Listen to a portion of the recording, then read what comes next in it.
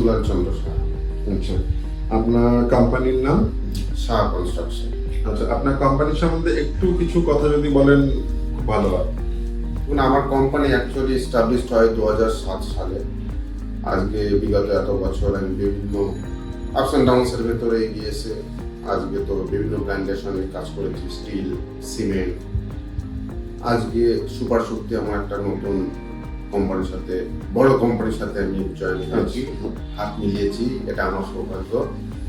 নদিয়া ডিস্ট্রিক্টে মানে আরো অনেক ভালো ব্র্যান্ড রয়েছে যেগুলো যারা অনেকদিন ধরেই কাজ করছে, তো তাদের ছেড়ে আপনি সুপার শক্তি ব্র্যান্ডকে কেন চুজ করেছেন? আমার মনে হচ্ছে সুপার শক্তি এমনই একটি কোম্পানি, অনেক বড় কোম্পানি, অনেক প্যান ইন্ডিয়া বেসিস তাদের কাজ হয়, ইন্টিগ্রেটেড স্টিল প্ল্যান্ট। তাদের ম্যাটেরিয়ালসের প্রোডাক্টের কোয়ালিটি বেটার দেন আদার্স রানিং ব্র্যান্ড, এবং সেই তুলনায় প্রাইস রিজনেবল।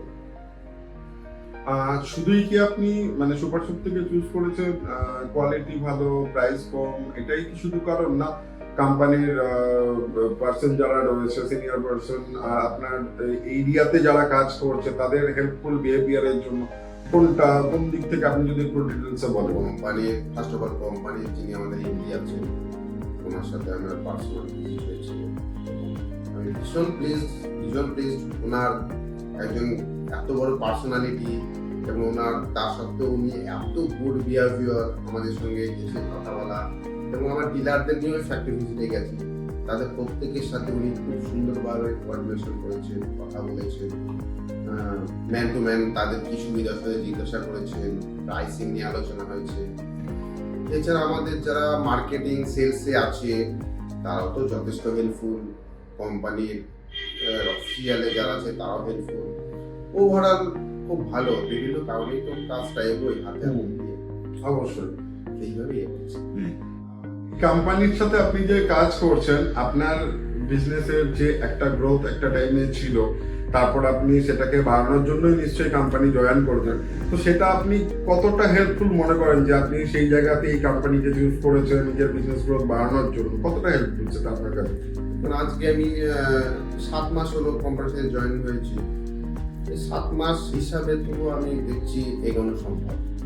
আচ্ছা, আমি আমার ডিলারদের প্রফিট দিতে পারছি, আচ্ছা, ভালো স্কিমস দিতে পারছি, আচ্ছা, তারা এখনো অব্দি হ্যাপি আছেন। ওকে, তার বেসিসে আমার মনে হচ্ছে এটাকে এগিয়ে নিয়ে যাওয়া সম্ভব। আচ্ছা। সুপার শক্তিকে আপনি 1 থেকে 5-এর মধ্যে যদি রেটিং হয়, আপনি কত রেটিং দেবেন সুপার শক্তিকে? আমি কোয়ালিটি হিসাবে সুপার শক্তিকে 4 রেটিং।